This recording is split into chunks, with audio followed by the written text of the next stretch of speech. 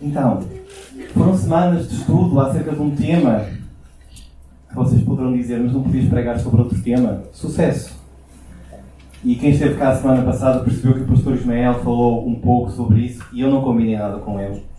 Mas fiquei algo arrepiado porque quando percebi que ele falou sobre isso, validou em mim a necessidade que temos de ouvir mais sobre isso.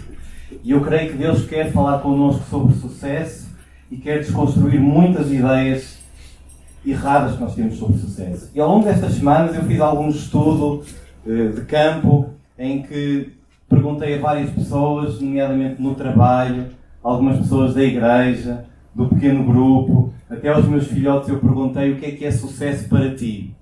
E recolhi essas opiniões. E para além disso estudei, li comentários sobre o que é o sucesso e concluí algumas coisas. Primeiro, concluí que não há uma definição de sucesso. Porque o sucesso é um conceito muito relativo e subjetivo. Vai depender daquilo que são as tuas expectativas de vida e objetivos. Por exemplo, tu podes me dizer que sucesso para ti é teres uma posição de destaque no teu trabalho ou é ganhar muito dinheiro. Enquanto que outra pessoa pode dizer que sucesso para ela não é nada disso e até pode ser simplesmente ter uma família unida e ter muitos amigos. Mas pode haver pessoas que dizem que sucesso para elas é terem paz interior. Como estávamos a falar há bocadinho daquele grupo de Celebrando Restauração. Ter paz interior, ter uma vida emocional saudável, servir os outros e deixar um legado para o futuro. Mas ao pensarmos em sucesso, temos que pensar também naquilo que é o oposto. O que é o oposto do sucesso? É o fracasso. O que é que fracasso significa? Para a nossa sociedade, fracasso é tu seres pobre, insignificante, impopular, que nem tens Facebook ou Instagram, ou se tens poucos seguidores, ou irrelevante, uma pessoa que não seduz nada, não traz nada de positivo. Contudo, ficamos aqui numa encruzilhada, muita informação dispersa. Quando nós vamos à palavra do Senhor, nós vemos que a definição de sucesso não é assim tão redutora. É muito mais profunda e ao mesmo tempo muito mais rica. Até porque as medidas do sucesso do Reino de Deus são completamente ao contrário das medidas de sucesso da nossa sociedade. E daí que o tema de hoje, da mensagem de hoje, é sucesso de pernas para o ar. Sucesso de pernas para o ar. Porque as pessoas que a nossa sociedade julga como de sucesso, quem são elas? As ricas, as influentes, as poderosas. Quando nós vamos à palavra, nós vemos que elas não recebem propriamente uma especial atenção ou elogio da parte do Senhor. Mas pelo contrário, quando aquelas pessoas que a sociedade considera como fracassadas, que são os pobres, as pessoas mais simples, quando vamos à palavra do Senhor, nós vemos que essas pessoas, Deus demonstra ter uma preocupação especial. Convém agora deixar apenas aqui claro um ponto. E o ponto é, o que a palavra do Senhor está a dizer é que não há uma relação direta entre tu seres pobre e bem-sucedido e tu seres rico e mal-sucedido. Não, pelo contrário, até porque temos vários exemplos em que pessoas ricas e bem-sucedidas, e lembramos, por exemplo, de José do Egito, Daniel, o que é que eles fizeram? Eles usaram o seu sucesso para coisas boas. Ou seja, eles usaram o seu sucesso não para se beneficiarem a eles mesmos, mas eles usaram o seu sucesso para fazer a vontade de Deus. E, portanto, vemos na palavra que apesar de o sucesso ser falado ou ser abordado com perigo, porque quando tu és bem-sucedido e tens dinheiro, qual é o problema? É que o dinheiro pode se tornar muito facilmente o teu Deus. Daí que temos tantos versículos que falam sobre dinheiro. Não há mal em tu teres dinheiro. O problema é quando tu amas o dinheiro mais do que a Deus. E estes homens eram um exemplo de como usavam toda a sua posição para colocar em primeiro lugar o reino de Deus. Faziam aquilo que Jesus orou no Sermão do Monte. Venha a nós o teu reino. Não o meu reino. Venha o teu reino. Faça-se a tua vontade e não a minha. E eram homens assim. E é esse o padrão de sucesso que Deus tem para nós. Agora, quando nós olhamos para os ensinos de Jesus, Jesus vai ainda mais ao fundo quando ele diz que se o nosso sucesso se basear naquilo que conquistamos aqui neste mundo, sabem o que é que Jesus diz sobre isso? É pouco útil. Muito pouco útil. Muito pouco útil. De acordo com Jesus, tu podes ganhar o mundo inteiro. E o que é ganhar o mundo inteiro? Ter sucesso em todos os padrões que a sociedade valoriza e ainda assim falhares redondamente tudo. Porque perdeste o mais importante. Mateus 16:26, Jesus diz: pois que aproveitará o homem se ganhar o mundo inteiro e perder a sua alma? Ou que dará o homem em troca da sua alma? É uma questão retrospectiva. Introspectiva. Agostinho, que foi um teólogo e um cristão muito influente nos primeiros séculos do cristianismo, ele disse algo, deixou-nos algo muito interessante para nós refletirmos. Ele disse: ouve-me, pobre, o que te falta se Deus está contigo? Ouve-me, rico, o que possuis se te falta Deus? O que é que vocês responderiam? Se eu sou pobre e tenho tudo, e se eu sou pobre e tenho Deus, o que é que me falta? Se eu sou rico e não tenho Deus, o que é que eu tenho? E é muito curioso porque a medida do reino de Deus, na palavra do Senhor, é esta: é que com Deus ou é tudo ou é nada. Se tu tens Deus, tens tudo. Se não tens Deus, não tens nada. Podes ter tudo o que o mundo deseja, mas na verdade, sem Deus, não tens nada. E Salomão foi o homem mais rico de todos os tempos, com mais esplendor. A palavra do Senhor diz-nos que os povos à volta ficavam admirados de como era possível uma nação tão pequena ter tanta riqueza. E ele desfrutou de tudo que um homem poderia desejar. Todos os itens da lista que a sociedade preencheria para considerar-se plena e bem-sucedida, e ele desfrutou disso. E no final ele diz assim no livro de Eclesiastes: tudo isto foi vaidade. E depois acrescentou uma expressão: tudo isto foi correr atrás do vento. Alguém já tentou correr atrás do vento? Conseguiu apanhar o vento? Se calhar apanhou foi com outras coisas que o vento trazia. É vão. É inútil correr atrás destas coisas. E Salomão percebeu isso. No entanto, a boa notícia no reino de Deus é que eu e tu não precisamos de ser bem-sucedidos para entrar no reino de Deus. Okay? Esta é a boa notícia. Porquê? Porque se precisássemos de ser bem-sucedidos, nós estávamos, como o povo português diz, tramados. Porquê? Porque a palavra do Senhor diz que nós somos maus, que nós somos fracassados, que todos estão separados de Deus por causa do seu pecado. Por isso, a medida para entrar no reino de Deus não é no quão bem-sucedido tu és, mas é no quão fracassado tu reconheces ser. É por isso que eu gosto muito desta expressão em que diz que a Igreja é a única organização além da máfia onde tens de admitir que és mau para poderes entrar. Eu gosto de dizer isso aos meus amigos, porque eles dizem: vocês são uns santinhos. Eu digo: não sou santinho, eu sou mau. E eu, para reconhecer que preciso de Deus, eu preciso de reconhecer que sou mau. Só que a diferença da máfia para a Igreja é que nós entramos como maus e Deus transforma-nos para sermos bons e fazermos coisas boas. Ok? Mas esta é uma boa notícia para nós. É por isso que nós precisamos desesperadamente do sucesso que Jesus alcançou por nós. Porque se formos pelo nosso sucesso, nós não vamos conseguir nada. E que sucesso é que Jesus conseguiu para nós? Vamos abrir as nossas Bíblias em Filipenses, capítulo 2, e vamos ler dos versículos 5 ao 11. Não tenho projetado, portanto vamos usar as nossas Bíblias, vamos tirar o pó das nossas Bíblias, espero que não seja muito, ou vamos usar os nossos telemóveis e vamos ler Filipenses, capítulo 2, versículo 5 ao 11. E posso pedir a algum irmão que tenha o desejo de fazer essa leitura? Filipenses, capítulo 2, versículo 5 a 11.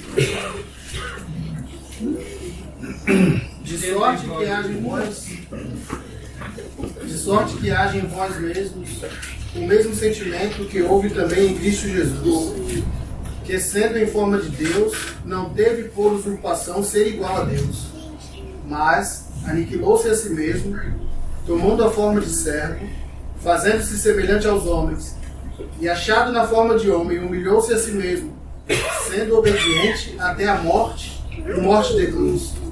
Pelo que também Deus o exaltou soberanamente e lhe deu um nome, que é sobre todo o nome, para que ao nome de Jesus se dobre todo o joelho dos que estão nos céus e na terra e debaixo da terra, e toda língua confesse que Jesus Cristo é o Senhor, para a glória de Deus Pai.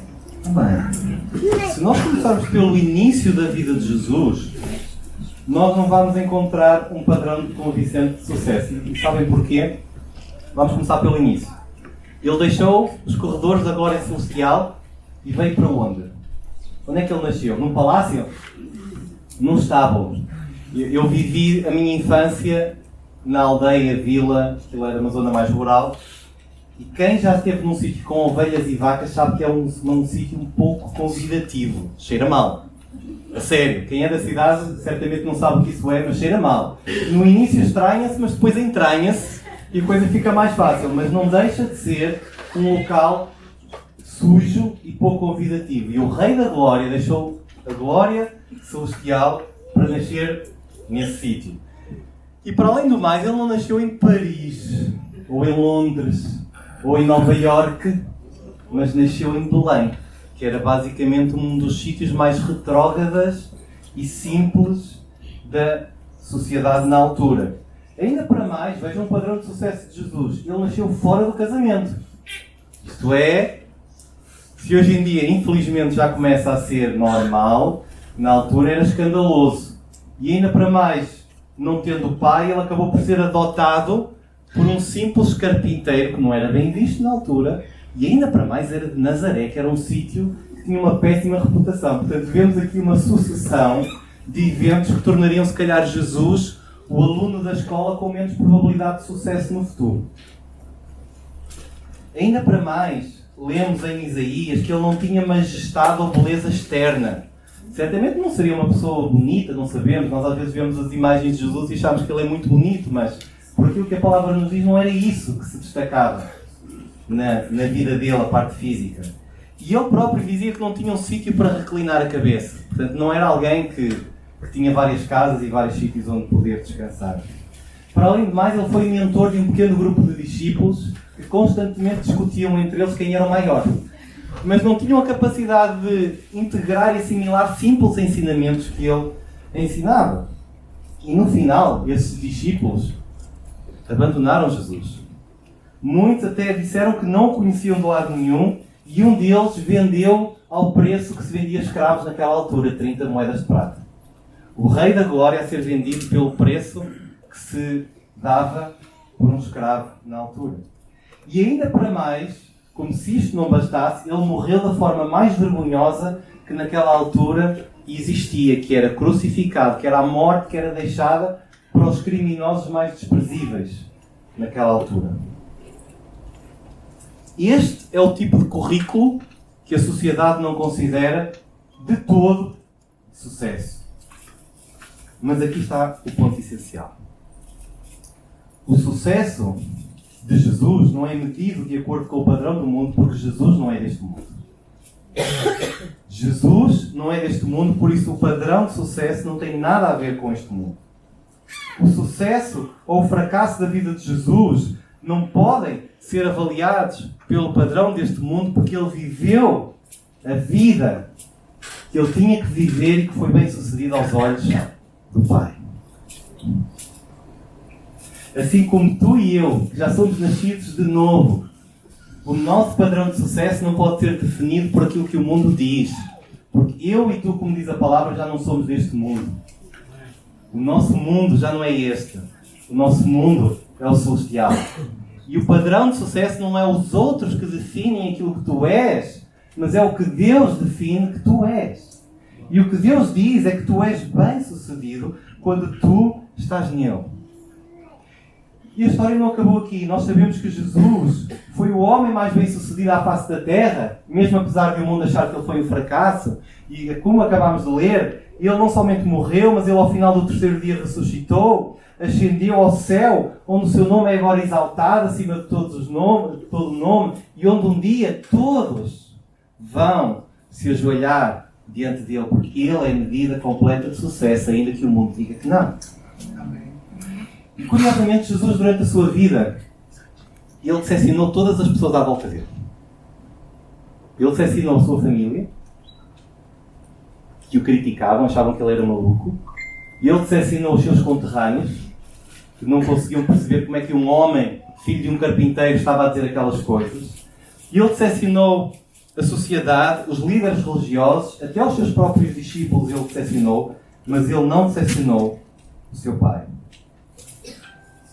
E contigo pode ser igual. Eu não sei como é que a tua vida está. Eu não sei quantas pessoas tu já decepcionaste à tua volta. Eu não sei quantas pessoas à tua volta disseram que tu já eras um fracasso e que tu não valias nada e que a tua vida não servia de nada. Mas o que eu te queria dizer, à luz da palavra do Senhor, é que ainda que os outros digam que tu és um fracasso, quando tu estás em Deus, tu és a pessoa mais bem-sucedida. Porque tens tudo. Não importa aquilo que os outros digam. O que importa é no final o que Deus vai dizer que tu és.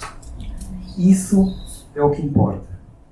E Jesus convida-nos a tomarmos a nossa cruz e segui-lo para que quer eu tenha sucesso ou falhe à luz deste mundo. O que importa é que tu estás em Deus e no final tu és bem-sucedido. O que conta é o facto de que Jesus foi bem-sucedido no teu e no meu lugar. E nada mais importa.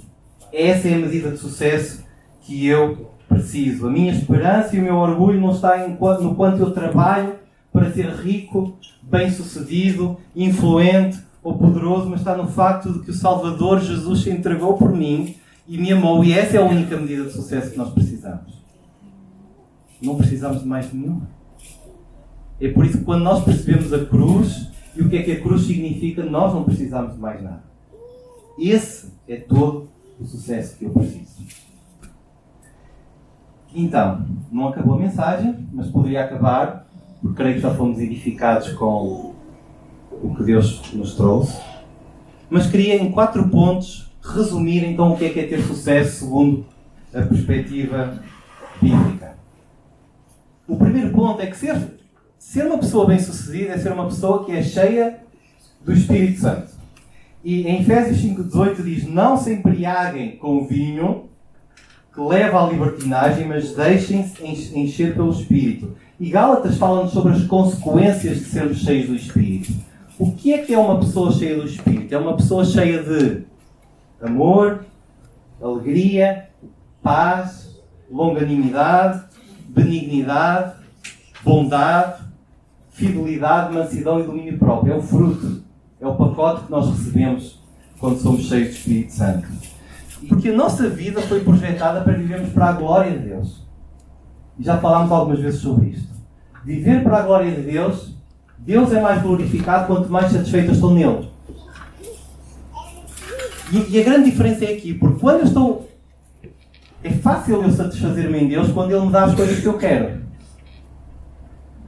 É fácil eu entrar no domingo na igreja e agradecer a Deus porque sou um abençoado, porque Ele me deu tudo o que eu quero. Mas o difícil e o sobrenatural é quando eu entro na igreja ou entro no meu quarto e eu tenho a capacidade de orar e agradecer a Deus por aquilo que Ele é, mesmo apesar de Ele não me dar aquilo que eu quero. E é aí que Deus recebe a glória. Porque aí nós estamos a adorar a Deus, não porque Ele fez a vontadinha dos meninos mimados, que muitas vezes nós somos, mas fez aquilo que Ele acha que deveria fazer, e isso produziu em nós um coração grato em que nós o louvamos mesmo quando as coisas não correm como nós queríamos. E o povo de Israel foi um exemplo de um povo que não viveu para a glória de Deus. Quando tudo corria bem, o que é que o povo de Israel fazia? Cânticos, salmos. Quando tudo corria mal, o que é que eles faziam? Eram especialistas em murmurar e demonstrarem a ingratidão para com Deus. Por isso, quando nós somos cheios do Espírito Santo, nós estamos a viver o sucesso que Deus quer para a nossa vida. O segundo ponto é que nós vivemos e somos pessoas bem-sucedidas à luz de Deus quando nós servimos os outros. Jesus disse que quem quiser ser o maior entre vós será o servo de todos. Jesus redefiniu o conceito de sucesso e ele próprio deu o exemplo ao ter dito que veio para servir e não para ser servido. E o sucesso no reino de Deus não é sobre quem é o primeiro, quem é que chega primeiro à meta. Não é sobre quem é o rico ou o mais importante, mas sim sobre aquele que é o mais humilde. E aquele que está disposto a estender a mão e servir. E sucesso é viver por algo maior. Já ouviram esta frase? Que é o lema do nosso ano, viver por algo maior.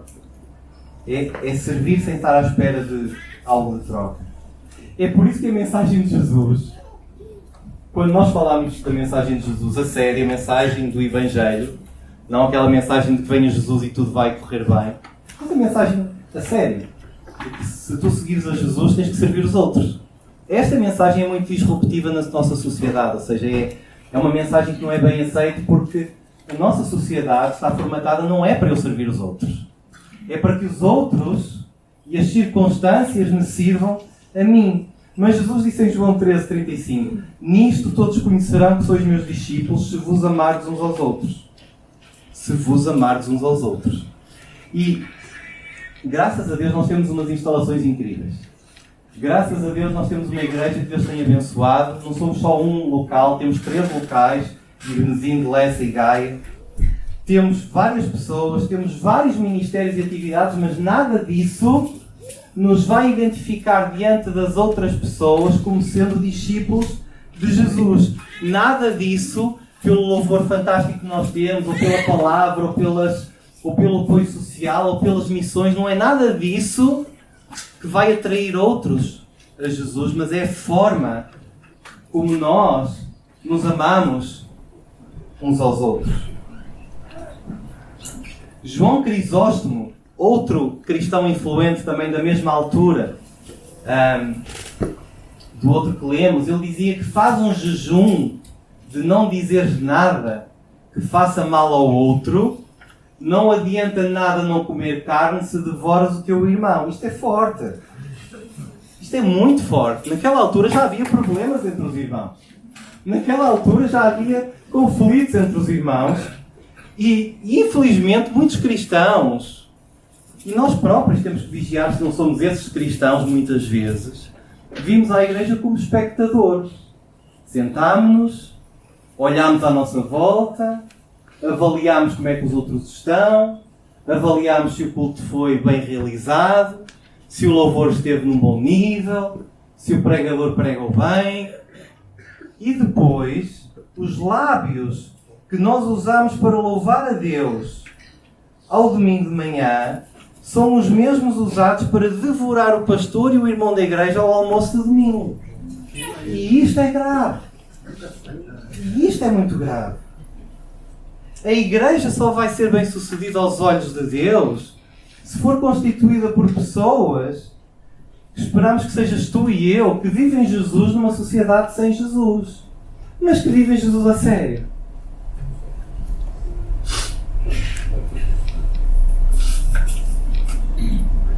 Uma igreja constituída por maridos que amam as esposas como Jesus amou a igreja, que se sacrificam por elas, que as amam mesmo quando elas não merecem, esposas que respondem da mesma forma, com amor, com auxílio aos seus maridos, por filhos obedientes, por cristãos que não falam mal uns dos outros, mas que resolvem os seus problemas, que reconhecem os seus erros, que pedem perdão e restauram os relacionamentos. Eu era para não falar disto, mas Deus incomodou-me a falar porque já há 2 semanas, eu não sei se recordam, o pastor Ismael falou sobre a importância de nos amarmos e, sem combinar, o próprio Danilo, semanas antes, no aniversário da igreja, falou também muito sobre isto.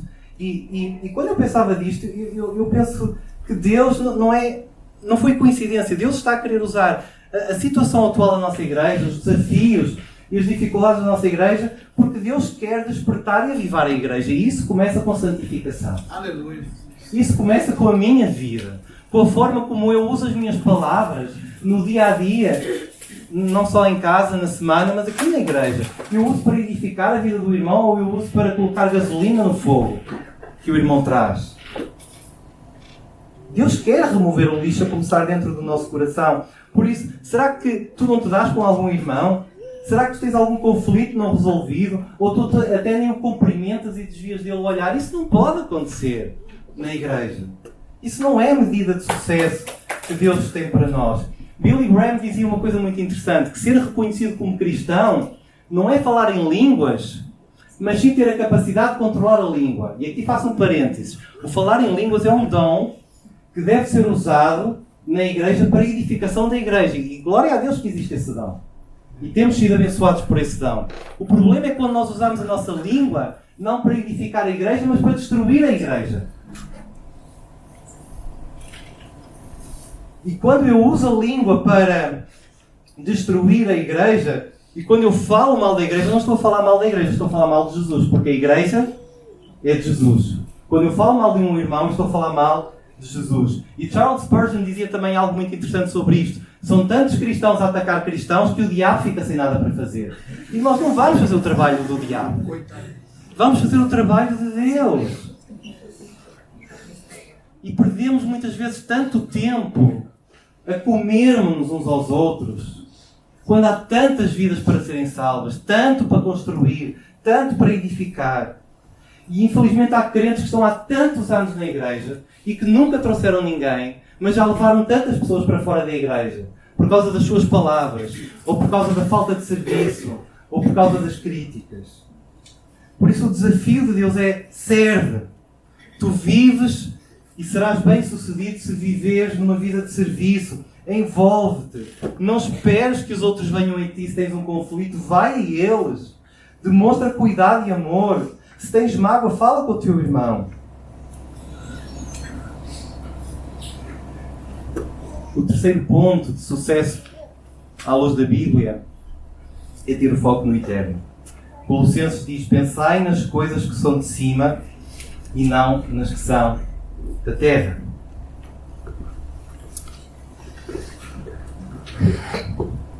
Este fio não tem fim. Ou melhor, tem fim. Não vou dizer algo que não é verdade. Mas imaginem que este fio é toda a nossa existência. Ok? Tem um início e não tem um fim. Ele é grande. Não tem fim. Não tem fim. Esta é a nossa existência. Esta parte branca é a parte dos teus anos aqui na Terra. 30, 40, 50, normalmente 70, 80.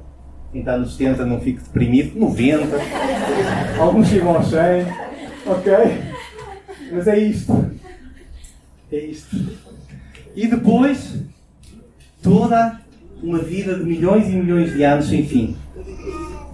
Mas isto é a vida aqui. E o que mais me impressiona, aqui em mim, se calhar em ti, estamos tão focados em: epá, eu vou trabalhar este tempo todo para amealhar alguma coisa e nesta pequenina parte aqui eu desfrutar à grande.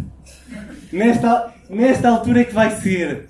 Ninguém me vai ver. Meus vizinhos já não me veem. Eu vou andar a viajar, a passear, a comer. Já não tenho um patrão para aturar.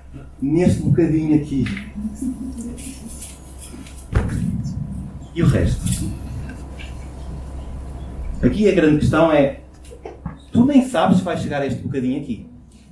Tu nem sabes se vais chegar a este bocadinho aqui com força, com dinheiro e com disposição. Faz lembrar aquela parábola que Jesus contou do rico, daquele homem que acumulou uma enorme colheita. O que é que ele fez aos celeiros? Destruiu os que tinha, construiu outros e disse: oh minha alma, tens tudo aquilo que precisas para te regalares e desfrutares.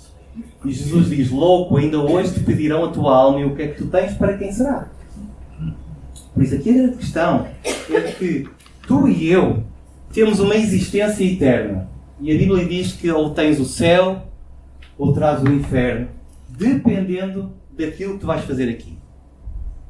É aqui. Só tens uma oportunidade aqui.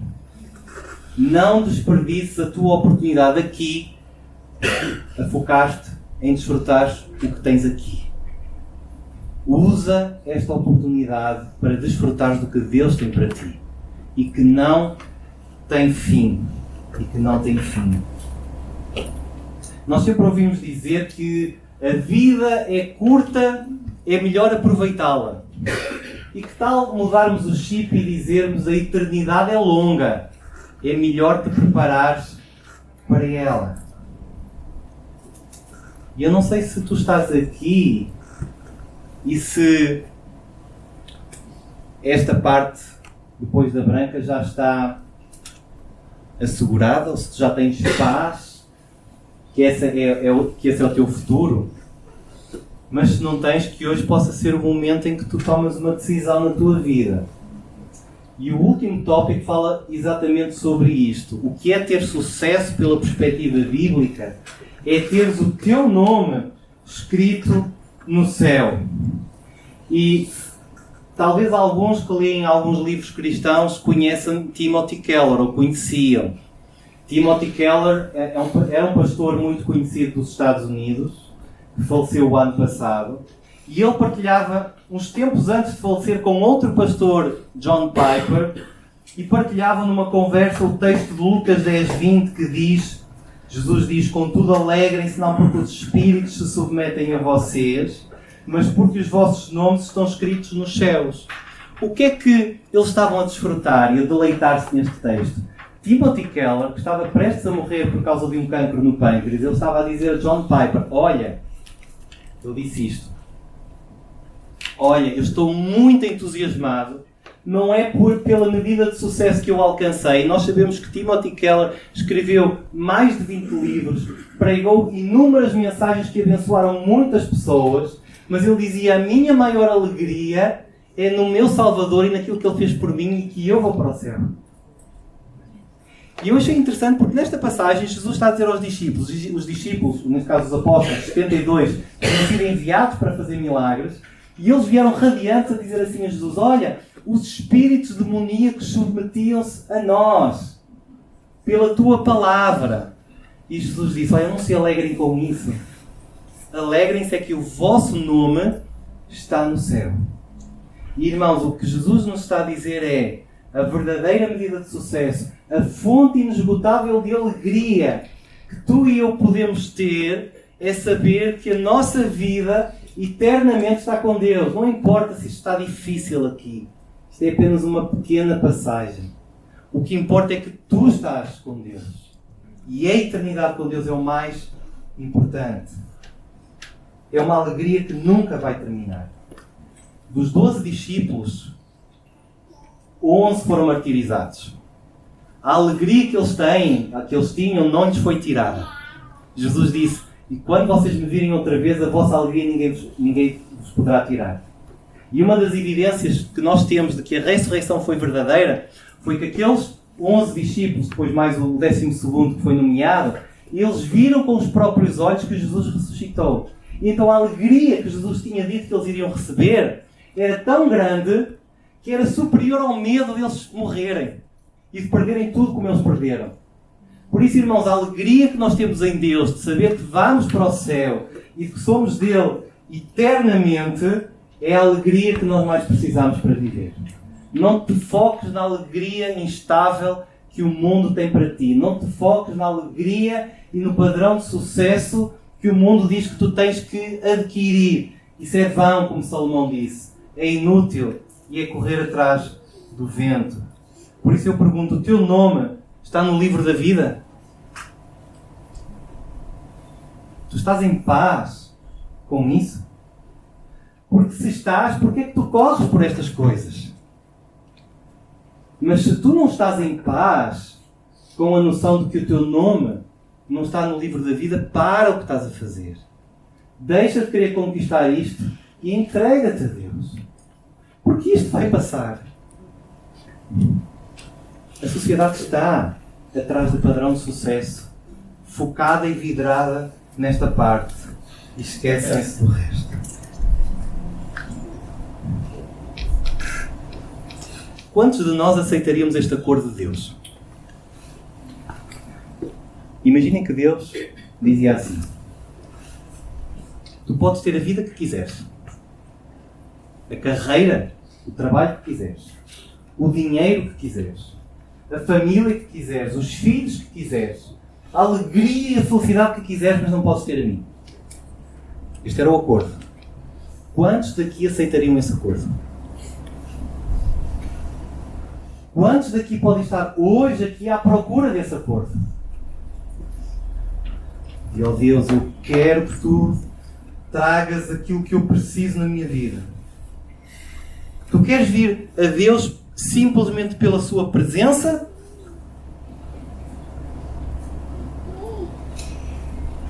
Ou por aquilo que Ele te pode dar? O pastor Augusto Nicodemos disse: parem de vir a Cristo para subir na vida. O símbolo do cristianismo é uma cruz e não uma escada. E infelizmente o que nós, não é que os outros, o que nós muitas vezes pensamos é: eu vou usar Deus como um trampolim para atingir os meus objetivos. Eu vou usar Deus como um meio para eu atingir a minha realização, o meu sucesso. E Deus não é um trampolim. Deus não é um meio. Deus é o objetivo final. O que dá sentido à tua vida é a presença de Deus. O que dá sentido à tua vida, à tua família, é a presença de Deus. O que dá sentido ao teu trabalho é a presença de Deus. O que dá sentido aos teus filhos é a presença de Deus. Nós não precisamos de mais nada. E não, há umas semanas falávamos sobre isso. Com Deus nós temos tudo. E quando nós estamos perante Deus, as prioridades invertem-se. E nós percebemos que aquilo que valorizamos é virar de cabeça para baixo e nós acabamos por valorizar Deus. Porque quando nós nos encontramos com Ele, e lembram-se de há umas semanas quando ter falado do deserto. Quando nós nos encontramos no deserto com Deus, sozinhos com Deus, nós percebemos que tudo à nossa volta deixa de fazer sentido. Sabem porquê? Porque quando nós estamos face a face com Deus, tu podes não ter nada no mundo, mas tens tudo, porque estás com Deus. E o lema da igreja para este ano é viver por algo maior. E Jesus é esse algo maior. Ele é bem melhor que muitos e bons amigos, que dinheiro, que família, filhos, reconhecimento, elogios e até o próprio sexo que a sociedade tanto idolatra com toda a lascívia e pornografia à boleia. Mas como é que tem sido o teu tempo de deserto? Desde aquela altura em que falámos nisto, como é que tem sido? Tens parado? Tens ficado só tu e Deus? Como é que tem sido? Porque quando tu fazes isso e ficas na presença de Deus, todas aquelas coisas que o mundo valoriza vão ser como tédio, vão ser um bocejo perante a glória e a majestade de Deus. Se tu ainda não desfrutaste dessa glória e dessa majestade de Deus, eu aconselho-te, para aquilo que fazes o teu dia. Encontra-te com Deus. Tivemos a semana de oração. Fala com Deus. Se precisas de ajuda, pede a irmãos que orem contigo, mas encontra-te com Deus. Vai mais fundo na tua intimidade com Deus. Para que sejas cheio do Espírito Santo. Para que possas ter um coração de serviço. Para que o teu foco esteja no eterno. E para que tu vivas a alegria do teu nome estar no reino dos céus. E se tu hoje sentes que Deus te está a incomodar, Deus pode estar a incomodar de duas formas. Ou tu estás a ver este exemplo do fio, da corda, e estás preocupado porque não sabes o que é que acontecerá quando esta parte branca terminar. Ou tu podes estar incomodado por saberes que até já sabes que tomaste uma decisão por Jesus, mas que não estás a viver aquilo que estamos aqui a falar hoje. Se Deus te está a incomodar, que hoje seja um dia em que tu te entregas a Deus e dizes: Deus, eu sou mau, eu mereci entrar na máfia, porque sou mau, trato mal a minha esposa, trato mal o meu marido, trato mal os meus filhos, ou sou egoísta, não sirvo, estou muito focado apenas com as coisas aqui. e preciso do sucesso que tu conquistaste em mim, e olhas para a cruz e arrependes-te dos teus pecados e aceitas o perdão dele para a tua vida. Essa pode ser uma forma. E se tu quiseres fazer isso, eu vou-te convidar a poderes até te vir cá à frente e fazeres isso. Mas também Deus pode estar a incomodar de outra perspectiva. Seres alguém que já é filho de Deus, mas o teu foco está apenas em ti, no teu umbigo, naquilo que tens a conquistar aqui na Terra. E por isso eu termino exortando a que te arrependas. Se algum destes aspectos que falámos tocou no teu coração, arrepende. E que possas ser uma pessoa cheia do Espírito Santo, que não fala mal dos outros, mas que se tem um conflito, resolve o conflito com os outros. Uma pessoa que deixa de viver com o seu próprio foco no seu umbigo, mas que procura viver por algo maior. E uma pessoa que é caracterizada pela alegria, porque sabe que vai viver para sempre com Deus. E uma pessoa que pode contagiar outros à sua volta para Deus, por ver a forma como nos amamos uns aos outros.